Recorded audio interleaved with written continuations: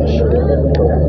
أعزائي المشاهدين، مشاهدينا الكرام، مشاهدينا ومتابعينا في كل مكان، النهارده في مركز قلين قرية الباس. النهارده جايين كلنا نهنئ ونبارك المهندس سعيد أبو المجد، ومعانا أحد الشخصيات القيادية. نتعرف بيك. مهندس احمد علي بالقاس اهليه. احنا جايين طبعا نبارك للاستاذ سعيد ابو المجد فرح ابنه خالد، ربنا يتم عليه بخير يا رب ويرزقهم الذريه الصالحه ان شاء الله.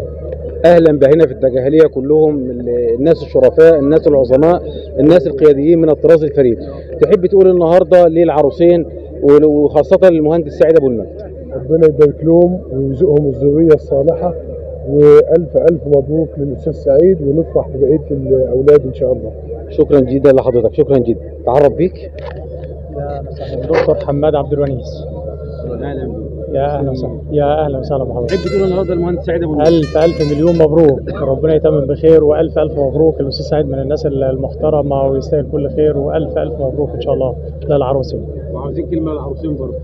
بارك الله لهما وبارك عليهما وجمع بينهما في خير. الف مليون مبروك، الله يتمم. شكرا جدا.